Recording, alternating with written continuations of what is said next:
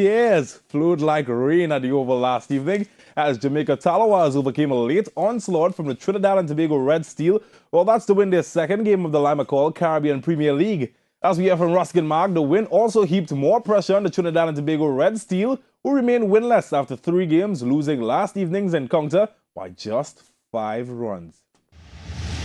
The Tallawahs got off to a flying start as Chris Gayle and Shahzad put on 44 runs inside the first 6 overs. They rode their luck a bit, but also played some cracking shots to set the tone for the innings. Wasn't no slouch either. He started going at the bowling. But Shahzad departed, well caught by Ben at mid-off as DeLon Johnson struck first. Got rid of Shahzad. But immediately after the power play, things slowed tremendously for the Tallawahs as the bowlers tightened up significantly and were well supported in the field as Bravo was pulling the strings very well. Bonner departed under the pressure, and then Chris Gayle followed for 28 from 29 balls, and the Tallawahs slipped to 65 for 3 with the Red Steel back in the hunt.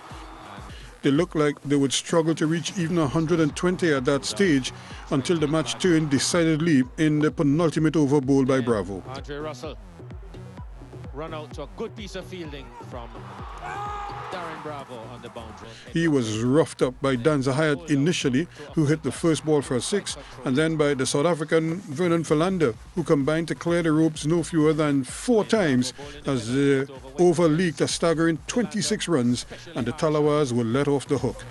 Found the boundary regularly. They would eventually tally a now competitive 146 for 6, with the man of the match Hyatt not out on 42 and Philander on 23. Then Hyatt in the last over. As the Red Steel got out to chase the target, the new opening pair of Adrian Barrett and Kevin O'Brien, well, they got off to a slow start and they were eventually losing O'Brien trying to make something happen. Barrett was then joined by Ross Taylor, and together they repaired the damage and pushed on without too many hiccups. They kept the scoreboard ticking over with intelligent cricket shots that placed the Red Steel on course for their first victory in the tournament. They put on 62 runs for the second wicket. Taylor batted sensibly and is quickly coming back to his best. But shortly after the innings break, things started to happen to undermine their good work. That was a more convincing strike from the New Zealand. Taylor pulled a Chris Gayle long hop straight to Shahzad at short mid-wicket for 31.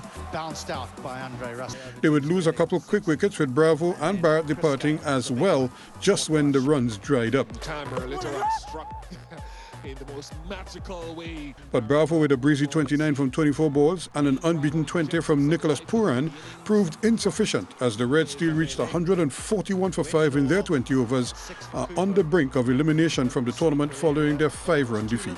Ruskin Mark, C Sports.